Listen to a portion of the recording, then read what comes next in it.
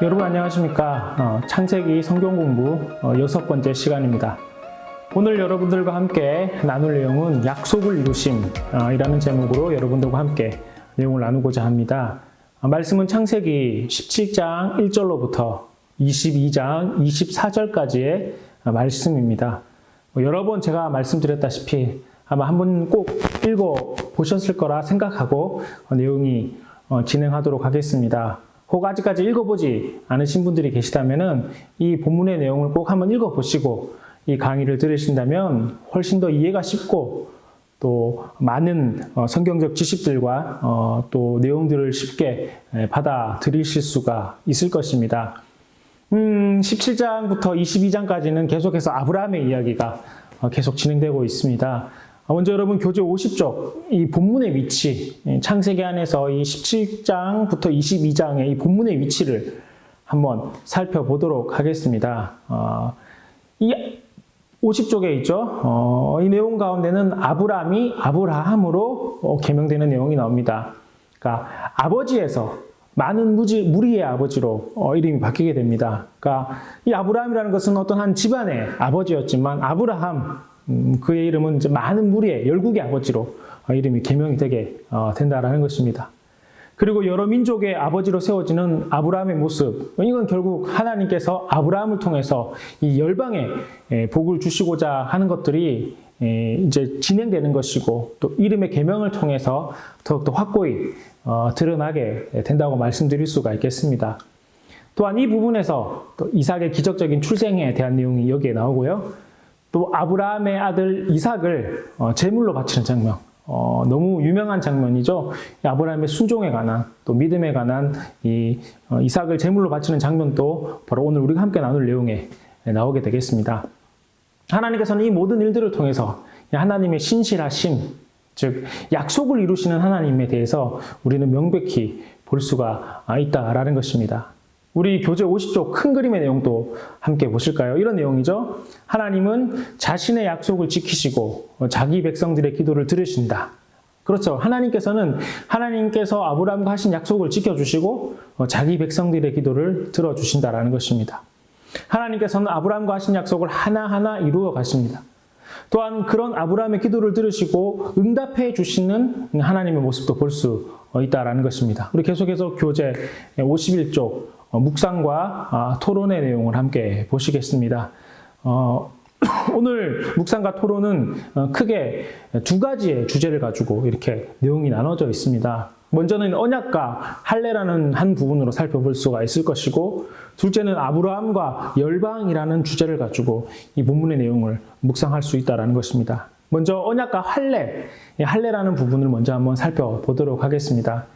하나님의 약속에 대한 반응을 하나님께서 요구하셨습니다. 하나님께서 아브라함에게 약속해 주시고 약속을 성취해 나가심에 있어서 아브라함에게 요구하신 것이 있는데 그게 바로 할례라는 것입니다. 하나님의 약속이 자손에 대한 약속을 중심으로 하여 이루어진다고 볼 때 하나님은 왜 할례를 언약의 표징으로 정하셨는지, 또 어떤 점에서 할례가 이 언약의 표시로 적절한 것인가를 묻고 있네요. 두 가지 질문이 있는 것 같습니다. 하나님은 왜 할례를 언약의 표징으로 정하셨냐? 이것과 또 할례가 어떤 점에서 언약의 표징으로 적절한가? 이 부분에 대해서 말씀을 하고 있습니다. 여러분 아시다시피 할례라는 것은 남자의 생식기의 포피의 끝부분을 잘라내는 의식입니다. 왜 꼭 할례여야 하는가 물어본다면 그건 하나님께서 정하셨으니까 뭐라고 드릴 말씀은 없습니다. 하지만 이 남성의 생식기에 이 포피의 흔적을 남긴다는 것을 통해서 유추해 볼 수 있는 것은 이 아브라함 자손의 중요성, 아브라함의 자손들, 그 자손들에 대한 어떤 계속해서 이어지는 이 자손에 대한 중요성에 대해서 생각해 볼 수 있다라는 것입니다. 하나님께서는 아브라함의 후손들에게 복을 주시겠다 약속하셨습니다. 그러니 그 후손들에 대한 명백한 증거가 할례가 될 수 있고, 또한 남성의 생식기의 끝부분을 자르는 것이니까 이건 상징적인 어떤 의미도 가질 수 있다라는 것입니다. 다음 질문 한번 보실까요? 하나님께서는 아브라함을 아브라함으로, 사례로 바꿔주시고 자녀에 대한 약속을 한 번 더 확인시켜주고 계십니다. 이제 하나님께서 이렇게 이름도 바꿔주시고 이 자녀에 대한 약속을 계속해서 말씀해 주셨음에도 불구하고 창세기 17장 15절부터 21절 또 18장 9절에서 15절에서는 아브라함과 사라의 믿음 없는 모습을 볼 수가 있습니다. 특별히 창세기 17장 15절부터 21절에서는 아브라함이 하나님의 약속을 듣고 웃는 모습이 나오고 있고요. 또 창세기 18장 9절에서 17절에서는 매년 이맘때에 이 자녀가 생길 것이라는 천사의 말을 사라가 엿듣고 웃는 모습이 나옵니다. 자, 이런 모습에 대해서 어떻게 생각하느냐? 오늘 우리에게 질문을 하고 있습니다. 자, 여러분 어떻게 생각하십니까? 사실 상황적으로는 충분히 그럴 수 있는 것 아니겠습니까? 100세, 90세의 노인이 이 자녀를 갖는다. 더욱이 90세인 사라는 생리가 끊어졌습니다. 여러분, 생리가 끊어졌다는 것이 무엇을 의미하는 것입니까? 생물학적으로는 자녀를 갖는다는 것이 불가능한 것 아니겠습니까? 그러므로 아브라함, 사라의 모습을 통해서 우리는 충분히 이해가 할 수 있고 당시의 상황으로 볼 때 아브라함과 사라가 왜 그렇게 했는지 충분히 이해할 수는 있습니다. 하지만 그럼에도 하나님께서는 그런 아브라함과 사라에게 뭐라고 말씀하셨습니까? 창세기 18장 14절 말씀이죠. 여호와께 능하지 못한 일이 있겠느냐. 즉 여호와께서는 능치 못함이 없다고 말씀하셨습니다. 자, 보십시오. 여러분, 상황적으로는 불가능할지라도 하나님께서는 그런 상황의 구애를 받지 않으십니다. 하나님께서는 모든 것이 가능하게 하신다라는 것입니다. 또한 이런 아브라함과 사라의 모습을 통해서 여러분 한편 우리에게도 위로가 되지 않습니까? 여러분, 저는 그렇게 생각을 합니다. 아브라함과 사라가 만약에 완벽하다면 사실 우리가 얼마나 초라해지겠습니까? 아브라함과 사라 같은 사람도 믿음의 조상이 되었잖아요. 그러니까 아브라함과 사라처럼 실수하고 때로는 봤을 때 믿음이 좀 없어 보이기도 했지만 그런 사람이 믿음의 조상이 될 수 있다는 것을 우리가 볼 때 우리도 아브라함과 사라처럼 믿음을 가질 수 있겠구나.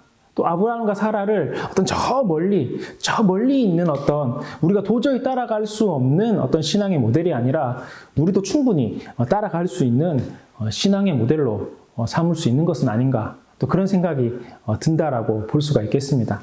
우리 다음 질문 계속해서 한번 보실까요? 교재 50 이쪽입니다. 이렇게 불신앙적인 아브라함과 사라의 모습에도 불구하고 아브라함은 할례를 행하라는 하나님의 말씀에 순종을 합니다. 그러나 이 할례는 아브라함의 생물학적인 자녀들에게만 해당되는 것이 아니라 그 집안에 있는 모든 남자들에게도 해당되게 됩니다.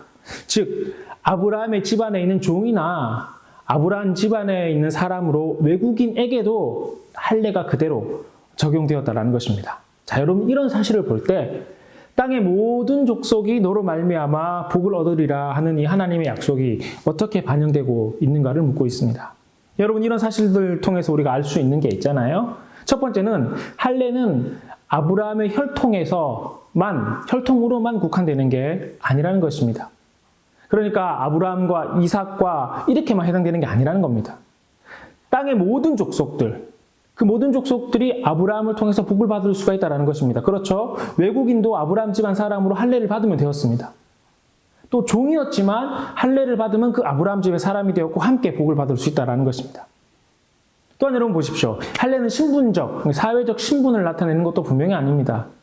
아브라함의 자녀들만 해당되는 게 아니었습니다.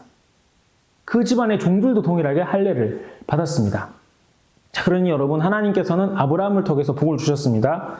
근데 이거는 아브라함의 어떤 순수 혈통에 해당되는 그 자녀들에게만 해당되는 것이 아니었습니다. 신분에 상관없이 아브라함 집안에 있는 사람들이라면 동일하게 해당되었다라는 것입니다. 그러니 보십시오. 혈통이 중요한 게 아닙니다. 아브라함과 함께 하느냐, 그렇지 않느냐가 중요했습니다. 아브라함 집안 사람이냐, 그렇지 않느냐가 중요했다라는 것입니다. 즉 오늘날 이것을 바꾸어 이야기한다면 믿음이 기준이 된다는 거죠. 어떤 집안에서 어떻게 살았냐 이게 중요한 것이 아니라 그가 믿음이 있으면 아브라함의 자녀, 아브라함과 함께 상속을 이어받는 자가 될 수 있는 것이고 반대로 믿음이 없다면 아무리 어떤 혈통적으로 좋은 조건을 갖추고 있다 할지라도 그 기준이 안 된다라는 것입니다.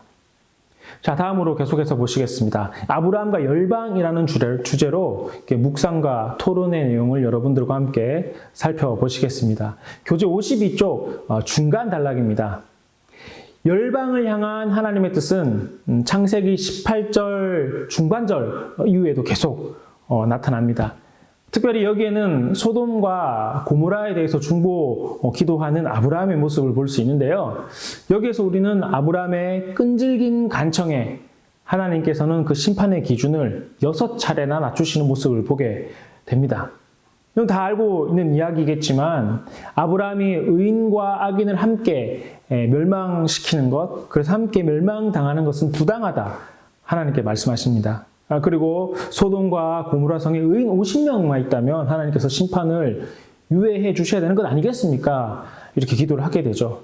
그래서 하나님께서는 의인 50명이 있으면 내가 그 의인 50명으로 말미암아 멸망시키지 않겠노라 말씀하십니다. 그러나 아브라함은 계속해서 하나님께 간구합니다. 혹시 45명만 있으면, 혹시 40명만, 혹시 30명만, 혹시 20명만, 혹시 10명만 이렇게 총 6번 간청을 하여 결국 소돔과 고모라 성에 의인 10명이 있으면 그 의인 10명과 함께 멸망당하는 것이 부당하기 때문에 이 의인 10명으로 말미암아 소돔과 이 고모라 성의 심판을 유예시켜 주시겠다 말씀하셨습니다. 즉 여러분 보세요.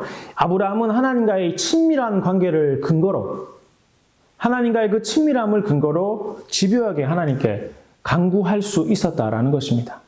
자, 이런 아브라함의 모습을 통해서 알 수 있는 기도의 본질은 무엇이며 하나님의 심판 앞에 아브라함처럼 우리를 대신해서 중보해 주는 인물이 필요한 이유가 무엇입니까? 그리고 그 인물은 누구인가?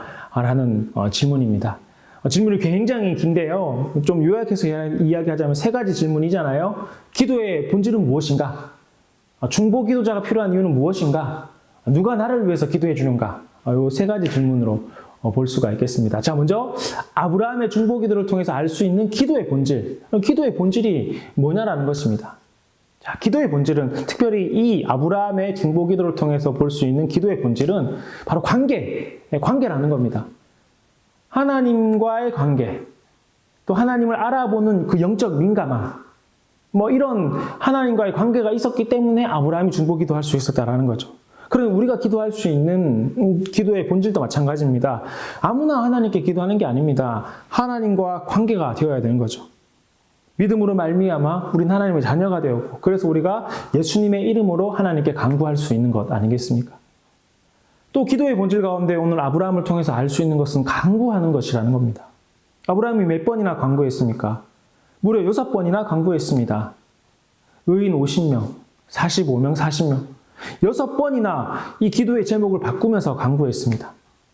그러니까 우리가 기도라는 것은 간구하는 것이 당연한 것입니다. 우리가 기도하면서 무언가를 구하게 되면 왠지 굉장히 세속적으로 느껴지고 좀 너무 과한 걸 요구한다. 우리가 하나님께 과한 걸 요구하는 것은 아닌가 생각할 수 있는데 여러분 그렇지가 않습니다. 기도라는 것은 간구하는 겁니다. 간구하는 것이 당연한 것입니다. 자, 그렇지만 아무런 간구, 내가 원하는 어떤 아무런 간구가 되는 게 아니죠. 아브라함이 간구했던 건 뭡니까? 하나님의 뜻을 파악하고 간구했습니다. 하나님의 뜻을 알았다는 겁니다.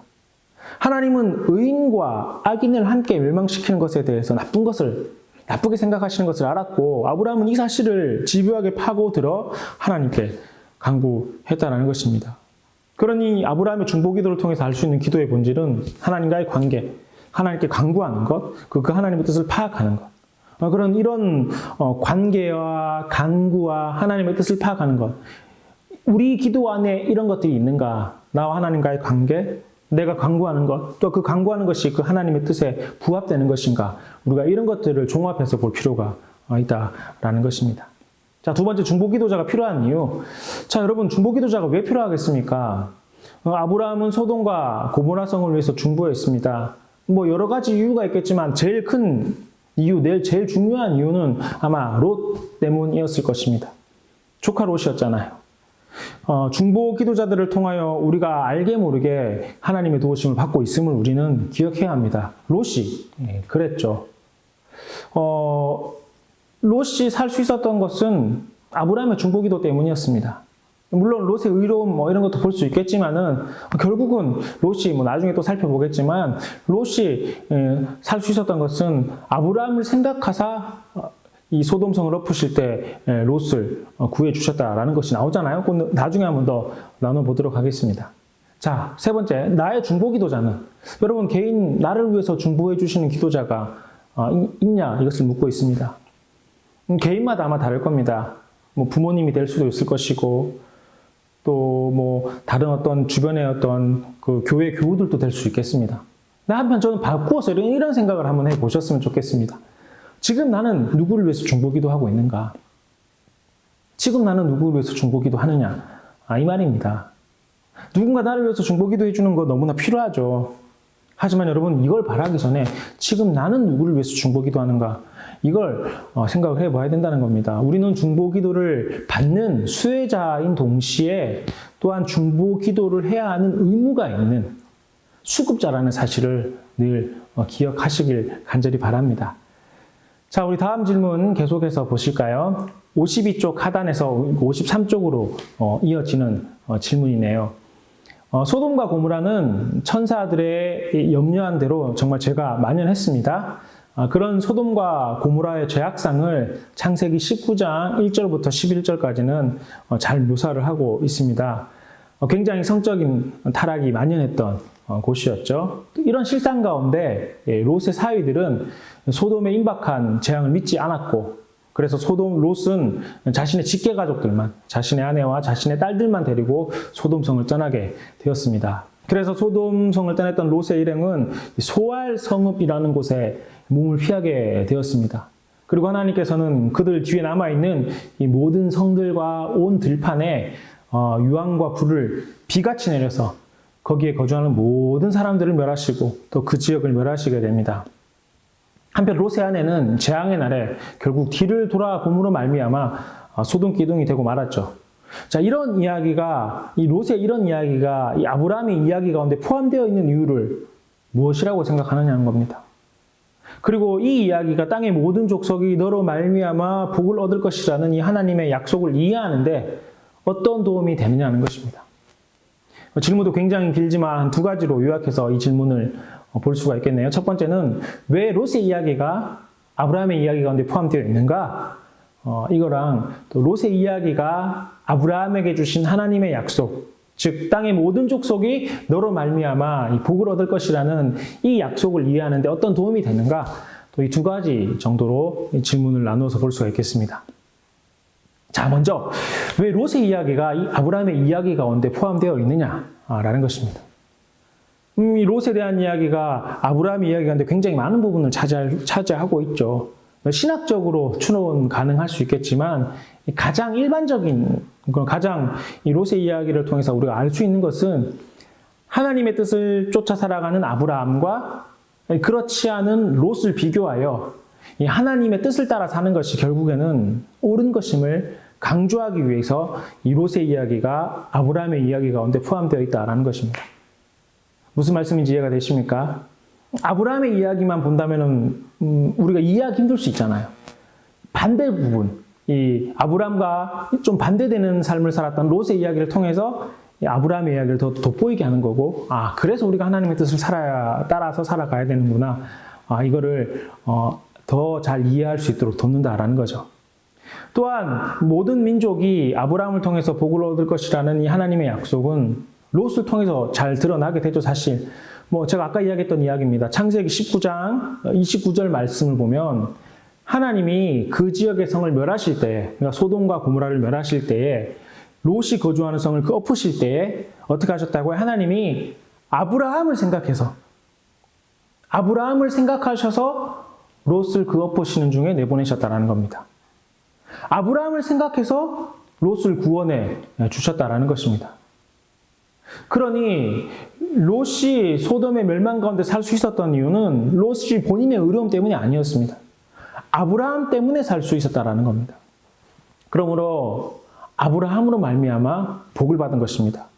하나님 약속이 무엇입니까? 모든 족속이 너로 말미암아 복을 얻을 것이다. 아브라함을 말미암아 복을 얻을 것이라 말씀하셨잖아요. 그 가운데 대표적으로 복을 경험했던 사람이 바로 롯이 되는 겁니다.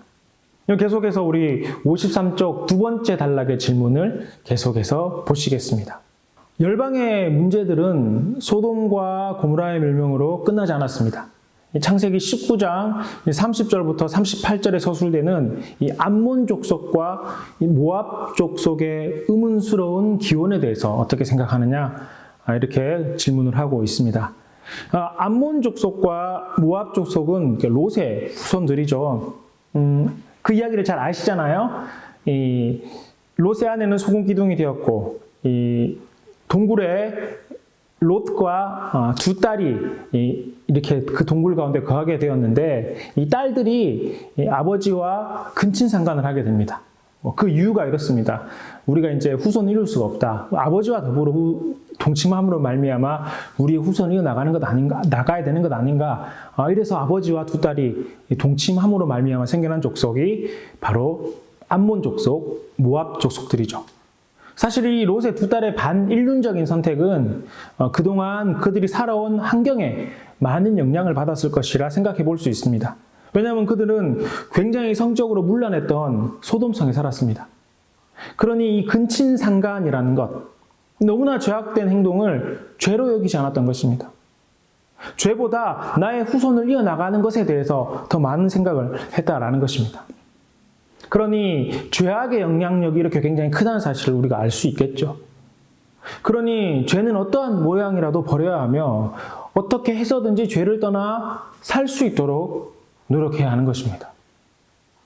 자, 보십시오. 암몬 족속과 모압 족속은 롯의 자손입니다. 롯이 그 소돔과 고모라 성에서 그 딸들과 함께 살면서 죄악된 영향력을 받다 보니까 이 롯의 두 딸이 그런 죄를 범하게 되었다는 겁니다. 그러니 보십시오. 죄는 어떻게 해서든지 떠나야 되는 겁니다. 죄의 어떠한 모양이라든지 버려야 되는 것입니다. 이거는 괜찮겠지. 이 정도는 괜찮겠지. 안 되는 겁니다. 나를 위해서도 안 되는 것이고 우리의 다음 세대를 위해서도 죄는 피해야 되는 것입니다. 전 우리의 다음 세대들이 죄악된 환경 가운데 노출되지 않도록 해주는 것이 매우 중요하다 생각합니다. 롯의 두 딸이 그랬잖아요. 죄악된 환경 가운데 노출되다 보니 그거 죄인지 모르고 죄를 범하게 되었다라는 겁니다. 그러니 여러분, 롯의 두 딸의 모습을 보면서 우리가 알 수 있는 것은 죄의 어떤 모양이라도 버려야 되는 것입니다. 피할 수 있으면 피해야 되는 것입니다. 이러한 죄의 어떠한 모양이라도 나를 위해서, 우리 다음 세대를 위해서라도 버릴 수 있는 우리 모두가 되실 수 있었으면 좋겠습니다. 다음 질문입니다. 53쪽 마지막 단락입니다. 창세기 20장에서는 아브라함이 다시 한번 열방과 그 지역 사람들과 상호 보완적인 상호 관계를 맺는 그런 언약을 맺는 내용들이 나옵니다. 아브라함은 자신의 아내를 속였죠. 아비멜렉 왕에게 자신의 아내를 누이라고 속였지만은 뭐 여러 가지 이런 일들을 통해서 결국은 아브라함을 통해서 팔레스타인 지역, 그러니까 아비멜렉이 살고 있는 그 지역에 복을 가져다 주고, 그 내용이 창세기 21장 22절부터 34절에 나오게 됩니다. 한번 그 내용을 보셨으면 좋겠고요. 이런 관련된 내용이 창세기 20장에 나오는데 20장 내용이 어떤 내용인지는 잘 알 겁니다. 20장에서 창세기 20장에서 아브라함이 아내를 누이로 속이게 되고, 또 당시 그 지역의 왕인 아비멜렉이 사례를 데려가게 되었지만은 아비멜렉 꿈에 하나님께서 나타나셔서 그를 돌려보내라 이렇게 말씀을 하십니다. 돌려보내라 말씀하시면서 하셨던 그 말씀의 내용이 창세기 20장 7절이잖아요. 그는 선지자다. 아브라함은 선지자다라는 거죠. 그가 너를 위해서 기도할 것이다. 아브라함이 너를 위해서, 아비멜렉을 위해서 기도하게 될 것이다. 돌려보내면 내가 아비멜렉이 살 것이겠지만 돌려보내지 않으면 너와 내게 속한 모든 자가 다 죽게 될 것이다. 이런 음성을 하나님께서 아비멜렉에게 주셨습니다. 결국 아비멜렉은 사라를 아브라함에게 돌려보내며, 또 그냥 돌려보냈던 것이 아니라 양과 소와 재물까지 주고 또 아비멜렉의 땅인 그라일 지역에 거주할 수 있도록 해주었습니다.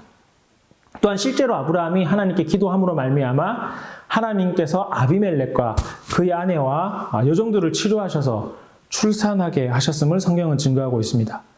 그리고 이후 21장, 창세기 21장 22절부터 34절 말씀을 보면 아비멜렉이 아브라함과 조약을 맺게 됩니다.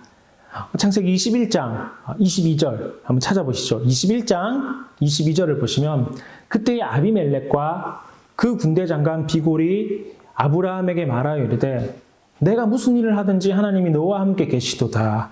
이렇게 이야기를 하면서 아브라함과 조약을 맺게 됩니다. 이런 내용 아니겠습니까? 아브라함, 우리가 너 가만히 보니까 무슨 일을 하든지 간에 다 네가 하는 건 다 잘 되는 것 같다. 왜 잘 될까? 우리 생각을 해보니까 하나님이 너와 함께 계시기 때문에 네가 하는 일이 다 잘 되는 것 같다. 그러니 이제 우리 사이좋게 지내자. 이런 내용으로 언약을 맺게 되는 것입니다.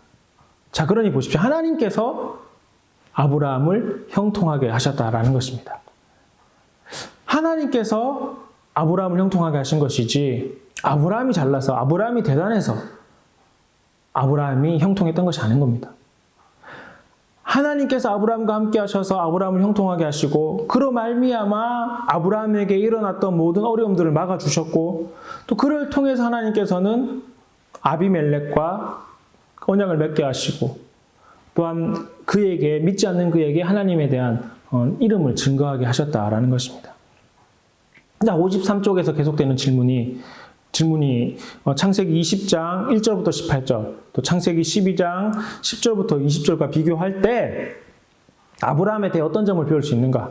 죄의 본성에 대해서 무엇을 알 수 있는가라는 거죠. 우리 방금 나눴던 20장 내용, 또 창세기 12장에도 동일하게 아브라함이 실수하는 내용이 나옵니다. 가장 큰 실수 가운데 하나죠. 자신의 아내를 누이로 속이게 되고 이로 인하여 아내인 사라가 다른 남자와 동침할 뻔한 일이 벌어지게 됩니다. 그런데 그때마다 하나님께서 도와주셨죠. 자, 이런 아브라함의 모습을 볼 때 한편 위로도 되지 않습니까? 믿음의 조상 아브라함도 겁이 많았구나. 우리와 똑같은 사람이구나. 두려움 앞에서 참 못할 짓도 했구나. 이런 생각이 들기도 하지만 한편으로는 죄의 본성이라는 게 참 무서운 것이구나 라는 생각도 하게 됩니다. 믿음의 조상이라 불리는 아브라함도 죄의 유혹을 이기지 못하고 넘어졌던 모습을 보게 되는 것입니다. 그러니 여러분, 죄의 유혹 앞에 절대 교만하면 안 된다는 사실을 기억해야 합니다. 여러분, 철저히 하나님의 은혜를 간구해야 되는 것입니다. 우리는 죄의 유혹과 죄의 본성에 이끌려 언제든지 넘어질 수 있는 존재임을 기억하고 철저히 하나님의 은혜를 간구해야 된다라는 것입니다. 나는 괜찮아. 나는 이겨낼 수 있어. 나는 죄의 어떠한 것도 버릴 수 있어. 이렇게 생각하면 안 된다는 겁니다. 우리는 부족하기 때문에 언제나 넘어질 수 있음을 기억하고 우리가 죄를 이겨나갈 수 있는 길은 하나님의 은혜를 간구하는 것이고 하나님께서 나를 붙들어 주셔야 됨을 믿는 것이고 그래서 하나님을 더욱더 바라보는 것이 우리가 죄의 유혹을 이길 수 있는 것이고 죄로부터 멀어질 수 있는 것이고 특별히 우리 안에 있는 죄된 본성으로부터 헤쳐나갈 수 있는 길이 된다는 사실을 꼭 기억하셨으면 좋겠습니다. 계속해서 우리 54쪽의 묵상과 토론의 질문을 계속해서 한번 보시겠습니다. 창세기 21장 1절에서 7절에는 드디어 이제 이삭이 태어나게 되잖아요. 본토 친척 아버지의 집을 떠난 지 28년 만입니다. 그리고 그의 아들의 이름은 이삭이라고 하였는데 그 이름의 뜻은 그가 웃는다, 그러니까 웃는다라는 뜻입니다. 이런 이삭의 이름에서 어떤 아이러니가 일어나죠? 어떤 아이러니가 있냐고 묻고 있습니다. 사실 아브라함도 아내 사라도 자녀를 주시겠다는 하나님의 말씀에 피식 웃었습니다. 그 내용이 창세기 17장 또 창세기 18장에 나오잖아요. 하나님께서는 이런 비웃음을 진정한 기쁨의 웃음으로 바꾸어 주셨다는 것입니다. 그렇습니다. 여러분, 하나님께서는 비웃음까지도 진정한 기쁨의 웃음으로 바꾸어 주시는 분이신 줄 온전히 믿으실 수 있게 간절히 바랍니다. 그가 웃는다. 물론 그의 웃음이 어떤 사라의 기쁨과 아브라함의 기쁨이기도 하지만 사실 비웃었던 그 비웃음을 진정한 웃음으로 바꿔주신 겁니다. 그러니 여러분, 하나님께서는 우리의 마음도 아시고 또 우리가 어쩌면은 비웃는 그것까지도 하나님께서는 진정한 기쁨으로 바꿔주실 줄 믿고 신뢰하실 수 있기를 바랍니다. 다음 질문 계속해서 보시겠습니다. 두 번째 단락, 54쪽 두 번째 단락에 있는 질문이네요. 자, 이삭이 태어나자마자 하갈의 아들 이스마엘과 갈등이 빚어지게 됩니다. 특히 사라는 이 여종과 그 아들을 내어 쫓으라고 아브라함에게 요구하기도 합니다. 이렇게 괴롭고 비극적인 상황 속에서도 하나님은 아브라함에게 나타나셔서 여종과 내 아들도 내시니까 내가 그로 한 민족을 이루겠다 약속해 주시면서 하갈과 이스마엘을 쫓아내게 되죠.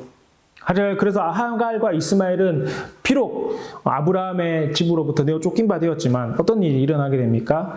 창세기 21장 8절에서 20절 말씀을 보면 아브라함으로 인해 하나님의 복이, 자 보십시오. 아브라함으로 인해 하나님의 복이 이스마엘과 그의 자손들에게도 머물게 된다는 사실을 보여주고 있습니다.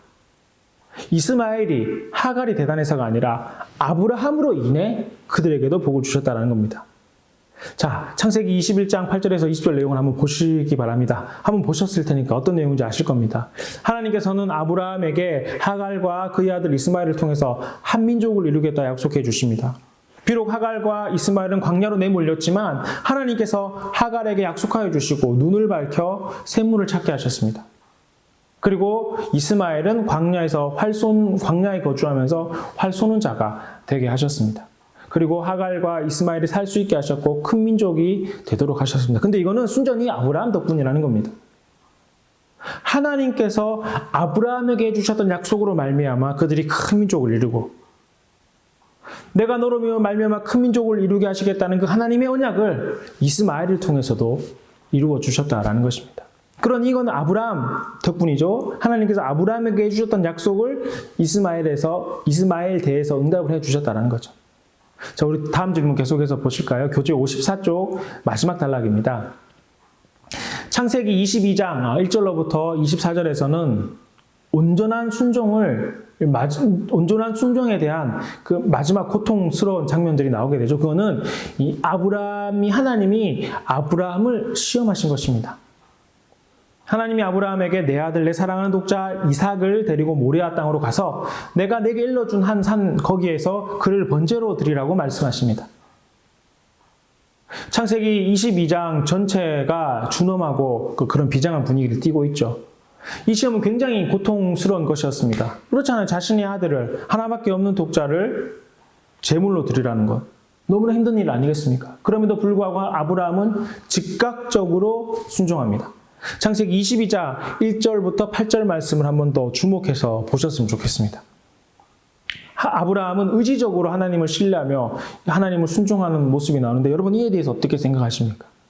또한 하나님께서 15절부터 18절 말씀처럼 아브라함에게 주어진 언약의 약속이 재확인시켜 주시기도 한다라는 것입니다.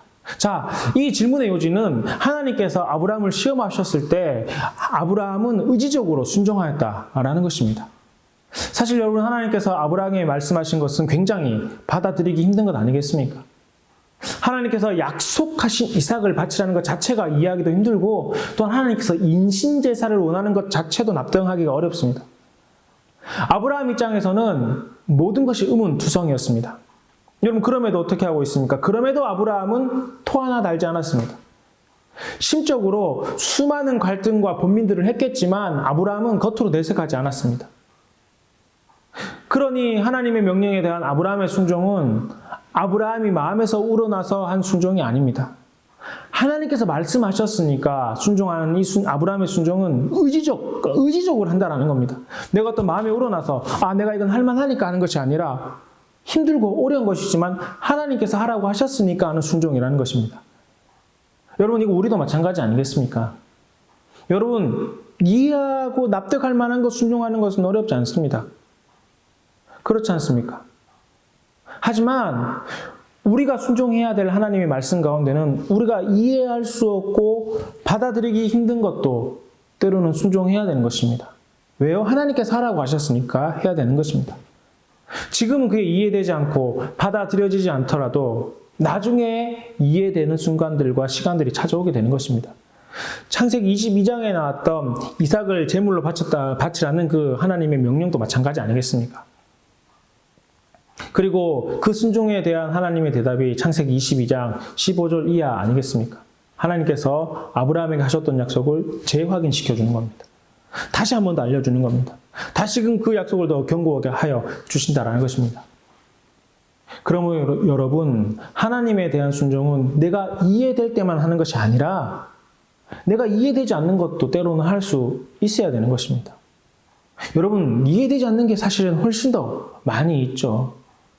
그럼에도 불구하고 우리가 순종해야 될 하나님은 이해되지 않는 하나님의 말씀과 때로는 이해할 수 없는 일이라 할지라도 하나님께서 하라고 하셨으니까 거기에 대한 순종이 우리에게는 필요할 수 있다는 것입니다. 자, 우리 묵상과 토론에 대한 질문은 다 여기까지 나누었고요. 계속해서 복음 메시지, 또 성경 신학 메시지, 또 조직 신학 메시지의 내용을 계속해서 한번 보도록 하겠습니다. 교재 55쪽 복음 메시지입니다. 첫 번째 제시어는 중보자, 중재자이네요. 오늘 본문의 내용 가운데 아브라함은 소돔과 고모라 성을 위해서 중보하는 내용이 나옵니다. 또한 출애굽기에서는 모세가 금송아지를 만들었던 이스라엘 백성들을 중보하는 내용들이 나오고, 또 그 내용이 이제 그들의 죄를 사하시옵소서, 그렇지 아니하면 원하건대 주께서 기록하신 책에서 내 이름을 지워버려 주시옵소서라고 기도합니다. 그러니까 용서해 주시지 않는다면 내가 하나님의 생명책에서 이름을 지우셔도 되겠습니다. 이런 대단한 기도를 모세가 했습니다. 에스겔도 또 바울도 자신의 민족을 위해서 중보하는 내용들이 나옵니다. 성경의 이 모든 예시들은 사실은 무너진 우리를 살리기 위해서 언약의 중보자가 되시고 중재자가 되시는 우리 예수님을 궁극적으로 바라볼 수 있고 생각할 수 있게 된다는 것입니다. 또 아브라함이 소돔과 고모라 성을 위해서 중보했던 이 내용들은 아브라함이 소돔과 고모라 성을 위해서 중보했던 것이기도 하지만 이를 통해서 예수님께서 우리를 위해서 중보하시고 예수님께서 우리를 대신해서 살려주셨음을 바라볼 수 있어야 된다는 겁니다. 자, 다음 제시어는 이삭을 제물로 바침과 예수님의 희생제사에 대한 내용입니다. 아브라함이 이삭을 제물로 바친 사건은 예수 그리스도에 대한 희생제사가 떠오르는 모습이 되기도 합니다. 이걸 신학적인 용어로 가리켜 모형이라고 이야기합니다. 가령 이 노아의 방주가 나오잖아요. 노아의 방주에 살아남은 사람들, 짐승들이 살아나게 되는데 이 노아의 방주의 모형은 택함을 받은 성도들의 모임, 이 교회의 모형이 된다는 겁니다. 교회가 구원받은 사람들의 모이고 교회 안에 있는 사람들이 살 수 있는 것처럼. 여튼 이 하나님의 말씀에 순종하는 아브라함은 자신의 사랑하는 독생자 아들 이삭을 제물로 바치기로 준비하였지만 이삭을 대신해서 한 순양을 예비해 주시죠. 그래서 여호와 이레라고 하잖아요. 그러나 하나님은 사랑하는 독생자 예수 그리스도를 위해서 다른 것을 대체해 주시지 않으셨습니다. 우리를 위해서 온전한 희생제물이 되어주심으로 말미암아 구원의 길이 되어주셨죠. 아브라함과 이삭을 제물로 바치는 그 모습을 통해서 우리는 예수님이 우리를 대신해서 제물이 되어주셨음을 바라볼 수 있어야 된다는 겁니다. 다음은 여러분 교재 56쪽의 성경신학 메시지입니다. 첫 번째 제시어는 할례입니다.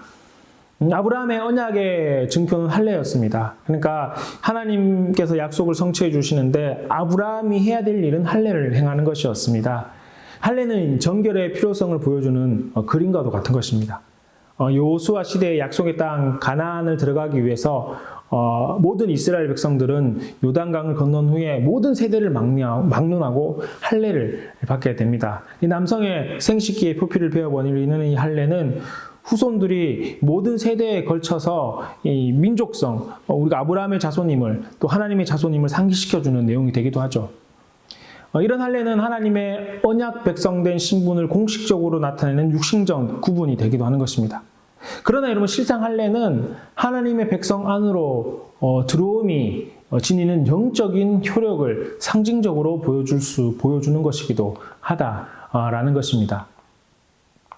그래서 바울은 마음의 할례를 행하여 영적 객신을 이루는 것이야말로 참된 할례의 의미이기 때문에 이 표면적 육신의 할례가 있긴 하나 이면적 영의 할례가 없는 상태는 아무런 유익이 없다고 말하기도 하고 있습니다. 그러니 이런 거죠. 구약 시대에는 이 할례를 통해서 하나님의 백성됨을 계속해서 증거해 나가고 있던 어떤 보여주는 모습이기도 하지만 이 신약 시대로 넘어옴으로 말미암아 이 할례라는 것은 어떤 육신의 할례를 통해서 보여주는 것이 아니라 마음의 할례, 하나님을 온전히 알고 하나님을 온전히 믿음으로 말미암아 이 하나님의 백성됨을 계속해서 기억해 나갈 수 있는 도구가 된다라는 것입니다.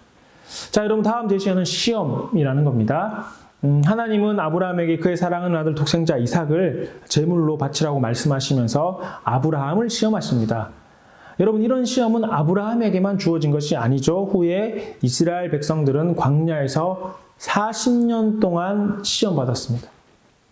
예수님께서도 광야에서 시험을 당하셨습니다. 그러므로 예수님을 믿는 우리들도 역경 가운데 시험을 받을 수가 있다라는 것입니다. 이에 대해 베드로 사도는 너희를 연달아나고 오는 불시험을 이상한 것으로 여기지 말고 오히려 너희가 그리스도인으로 고난당하는 것에 참여하고 즐거워하라. 그리스도의 고난을 당하는 것에 즐거워하라고 말씀하십니다. 그러니 시험 당하면 여러분 결코 이상한 것이 아닙니다. 여러분 우리가 시험 받는 것은 죄가 많아서 그런 것도 아닙니다. 또한 주님이 도우신다면 어떠한 시험도 능히 이기고 승리하게 될 줄 믿으셔야 하는 것입니다. 아, 저 사람 시험 당하니까 뭐 잘못해서 그렇겠네. 그게 아니라는 겁니다. 아, 내가 힘들고 어려운 이 시험은 내가 뭐 죄를 많이 져서 그런가. 그게 아니라는 겁니다. 지극히 성도이기 때문에 지극히 당연히 시험이라는 거 있을 수 있고 그 시험 가운데 하나님의 도우심을 구하는 것이 오늘 우리가 시험 받는 우리에게 필요한 자세가 될 줄 믿습니다. 우리 계속해서 교재 57쪽의 조직신앙 메시지 계속해서 보시겠습니다. 이 첫 번째 제시어는 심판입니다. 소돔과 고모라에 임한 하나님의 심판은 혹독한 하나님의 심판의 모습으로 가령 하나님은 불순종하여 반영하는 이스라엘을 소돔과 비교하시고 예수님은 소돔과 고모라에 임했던 심판을 상기하시면서 예수님을 거부하는 자들의 죄는 소돔과 고모라의 죄악보다 더 크다 말씀하시기도 하셨습니다. 여러분 하나님은 지금도 변함없이 공의로우십니다. 하나님은 그 모든 죄악들을 그리스도의 희생제사로 값을 치르셨거나 또한 죄를 범한 당사자가 개인적으로 영원히 지옥에서 그 대가를 치러야 하게 되는 것입니다. 여러분 하나님의 심판은 반드시 있습니다. 믿음으로 말미암아 하나님께서 우리의 죄를 대신해 주시는 경우가 있는가 하면 믿지 않는다면 그 심판을 온전히 우리가 당해야 되는 것입니다. 영원한 지옥불에서 그 대가를 치러야 되는 것이죠. 여러분이 하나님의 심판이 있음을 꼭 기억하시고 믿는 우리에게는 그 심판이 하나님의 은혜를 경험하는 순간이 됨도 기억하실 수 있었으면 좋겠습니다. 다음 제시에는 영원하신 하나님이십니다. 이삭의 출생과 아비멜렉의 죄악 후에 아브라함은 브엘세바에 나무를 심고 거기서 영원하신 여호와의 이름을 부르게 되죠. 영원하신 여호와의 이름을 다시 부르는 것, 또 하나님은 영원하시다는 것, 이게 아브라함의 고백입니다. 여러분 이것은 뭐 예나 지금이나 다름이 없죠. 하나님의 약속은 영원하시고 또 그 영원하신 하나님의 약속은 아브라함뿐만 아니라 오늘 우리에게도 동일하신 하나님이시고 그 약속은 오늘 우리에게 동일하게 이루어짐을 믿으실 수 있었으면 좋겠습니다. 또 58쪽의 내용들은 앞선 내용들이니 앞서 우리가 함께 나눴던 내용들이니까 자기에게 적용해보고 생각해보시고 또 한번 그렇게 적어보셨으면 좋겠습니다. 동일하게 뭐 조직신학, 복음 메시지 이런 내용들이니까요. 제가 방금 나눴던 내용들을 한번 적어보셨으면 좋겠고요. 교재 59쪽 공부를 마치며 내용을 함께 보시겠습니다. 열방을 향한 하나님의 마음을 생각하며 자신의 약속에 온전히 헌신하는 하나님을 찬양하자. 하나님은 당신이 시험을 당할 때 굳세게 하실 것이다. 이후에 더 깊이 묵상할 부분들을 찾아 표시해 두자. 더 깊이 묵상할 부분들이 있다면 표시해 보시고 또 혹 궁금한 부분들이 있다면 언제든지 저에게 연락해 주셨으면 좋겠습니다. 자, 여러분 오늘까지 함께 오늘 나눌 내용은 여기까지입니다. 오늘 성경의 말씀을 통해서 하나님께서는 하신 약속이 반드시 이루어짐을 아브라함의 삶을 통해서 보았습니다. 그 가운데 이삭의 출생도 있었고 소돔과 고모라의 멸망도 있었습니다.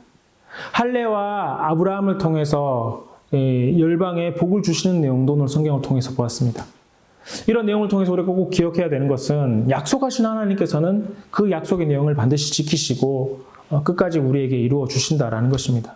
이것은 오늘 우리에게도 동일합니다.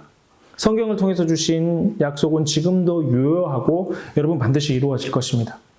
이러한 사실들을 온전히 믿고 신뢰함으로 아브라함이 누렸던 은혜와 복을 오늘 저와 여러분들도 꼭 함께 누리실 수 있기를 간절히 바랍니다. 다음에는 7과 아브라함에서 이삭으로 이어지는 난관이라는 주제로 여러분들과 함께 나눠보겠습니다. 성경은 창세기 23장 1절로부터 26장 33절까지의 말씀입니다. 미리 꼭 읽어보시고 다음 시간에도 함께 해주셨으면 좋겠습니다. 오늘은 여기까지입니다.